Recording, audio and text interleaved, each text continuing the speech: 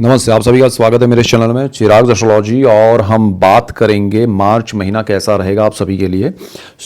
हम शुरू करें उससे पहले आपको मैं कहना चाहूँगा, अगर आप चैनल पे नए हैं तो सब्सक्राइब कीजिए और बेल आइकन ज़रूर दबाएं और आप लाइक शेयर कीजिए ताकि आपको और दूसरों सभी को लाभ हो, और सबको लाभ होगा तो मुझे खुशी होगी। यहाँ देखिए, मार्च मंथ में हमने ऑलरेडी एक मैंने वीडियो दिया, अगर आपने नहीं देखा है तो देखिए, जिसमें हमने ग्रहण की बात की है, जहाँ सूर्य राहु का कॉम्बिनेशन, और फिर मार्च के मिड में ही सूर्य 15 तारीख को ट्रांजिट कर रहे हैं और वो जा रहे हैं शनि के पास।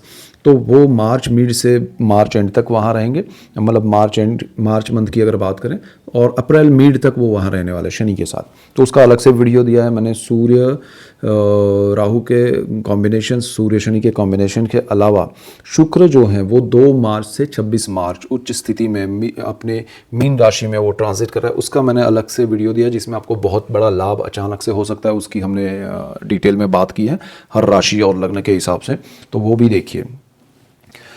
तो यहाँ पर देखिए, मार्च महीना कैसा रहेगा मेष वालों के लिए बात करें तो मेष के लिए बहुत इंपॉर्टेंट है। हम मेन पॉइंट्स की बात करेंगे तो मेष वालों के लिए देखिए, गुरु आपके 3rd हाउस में है, 11 मार्च तक वक्री रहेंगे, फिर वो मार्गी हो जाएंगे।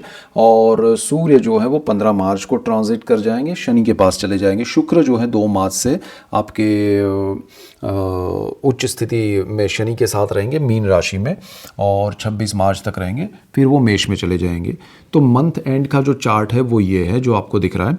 और यहाँ पर देखिए, आपके लिए मंगल, बुध और जो आपका राहु है वो आपके 11th हाउस में है। तो ये कॉम्बिनेशन जो है वो अगर हम समझे तो आपको बहुत इंपॉर्टेंटली ध्यान रखना है कि कुछ चीज़ें फेवरेबल हैं, जैसे शुक्र का राजयोग बन रहा है, मालवीय योग बन रहा है, आपके लिए उच्च स्थिति हो रही है। मालवीय योग केंद्र में शुक्र का होना वो ज़रूरी होता है, लेकिन आपके लिए 12th हाउस में ये योग हो रहा है। विदेश को लेके आपके प्रॉब्लम्स जो चल रहे हैं, हर्डल्स जो चल रहे हैं, शनि आपके सामने ला रहा था, अब वो शॉर्ट आउट होंगे। वक्री स्थिति में गुरु उन चीज़ों को जल्दी से रिजल्ट में कन्वर्ट करेगा, अच्छे पॉजिटिव रिजल्ट में।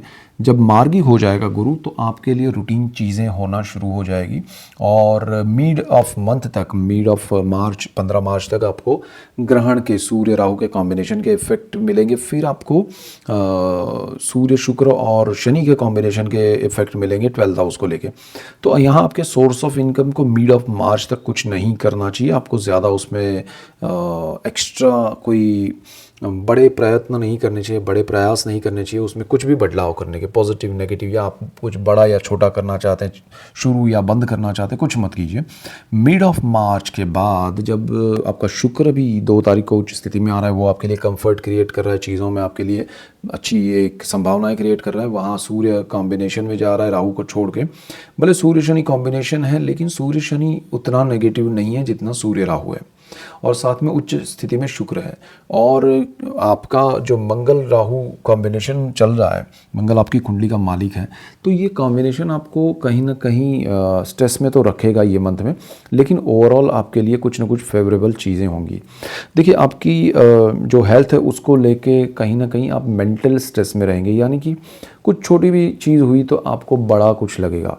लेकिन साइमल्टेनियसली आपको शादी के मामले में ये महीने में बहुत अच्छा है। बहुत सारे लोगों की शादी या रिश्ता तय हो सकता है, लाइफ पार्टनर से बेनिफिट हो सकता है, आपके लाइफ पार्टनर की वजह से आपको कोई बड़ा लाभ हो सकता है, उनके नाम से किए हुए इन्वेस्टमेंट में बेनिफिट हो सकता है, परिवार का सपोर्ट मिल सकता है, परिवार से अचानक से लाभ हो सकता है, आपकी वाणी का जिसका बिजनेस है उनको बहुत बड़ा लाभ हो सकता है। तो यहाँ आपको सेविंग्स आपके बहुत काम आएंगे, या नया प्लेस जो है वहाँ सेविंग हो सकता है, नई जगह में नया इन्वेस्टमेंट हो सकता है।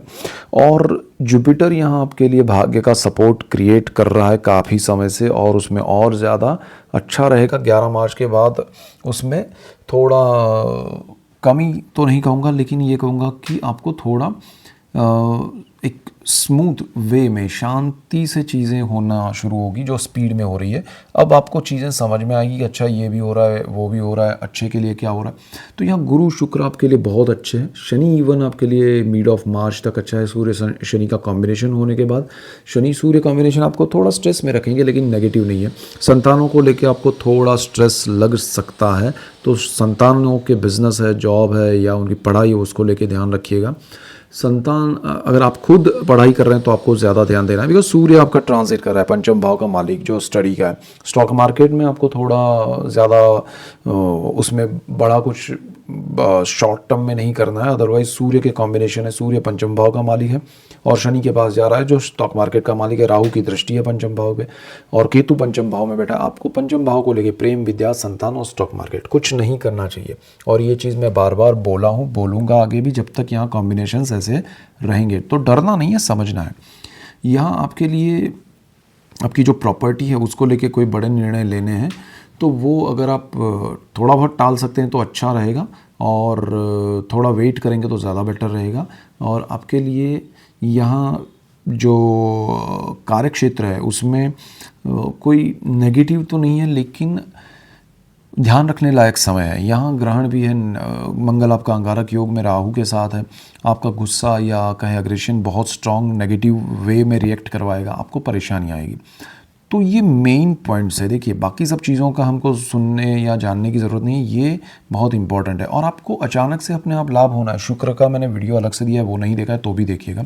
सो ओवरऑल आपके लिए कुछ फेवरेबल चीज़ें हैं, कुछ ध्यान रखने लायक है, समय थोड़ा सा है निकालना है, सो डोंट वरी। तो मेष को बहुत यहाँ इम्पोर्टेंट इसलिए भी है क्योंकि आपकी कुंडली में, आपकी राशि में, आपके लग्न भाव में सूर्य महाराज उच्चत्व प्राप्त करते हैं, वो राशि है, मंगल का घर है वो, और सूर्य ग्रहण में है आधा महीना 15 मार्च तक राहु के साथ, मंगल के साथ अंगारक योग में है। और मंगल आपकी कुंडली का मालिक है, आपकी राशि का मालिक है, वो भी ये कॉम्बिनेशन में साथ में ही है। और आपका सूर्य ट्रांजिट कर रहा है मिड ऑफ मंथ में 15 मार्च को, तो वो शनि के पास जा रहा है। तो जो ग्रह आपकी कुंडली में उच्चत्व प्राप्त कर रहा है आपकी राशि में, आपके लग्न भाव में, वो सही स्थिति में नहीं है, तो उसका कहीं ना कहीं आपको परेशानी वाला योग बन रहा है। तो इसका ध्यान रखना ज़रूरी है। यहाँ डरना नहीं है, ध्यान रखना है तो रखना है। ये मत सोचिए कि अरे मेष वालों की किस्मत खराब ही है, या बहुत मेष वाले बहुत अच्छा कर रहे हैं, उनके ग्रह अच्छे हैं, उनके कॉम्बिनेशंस अच्छे हैं। कुछ लोगों के नहीं होते हैं तो परेशानी आती है। अच्छा, जिनके बहुत अच्छे कॉम्बिनेशंस हैं उनको भी ये समय में प्रॉब्लम्स तो आएगा, तो वो तो उनको टैकल, प्रॉब्लम का एक अगर परसेंटेज कहे तो वो कम ज़्यादा हो सकता है, उसका टाइम लिमिट जो होता है इफ़ेक्ट का वो कम ज़्यादा हो सकता है। तो वो चीज़ें होती है, लेकिन वो आपको समझनी पड़ेगी, तो ही मज़ा है एस्ट्रोलॉजी का। यहाँ पर आपके लिए जो मंगल है वो राहु के साथ थ्रू आउट रहने वाला है, सूर्य के साथ आधा महीना रहने वाला है, आपकी कुंडली का मालिक है।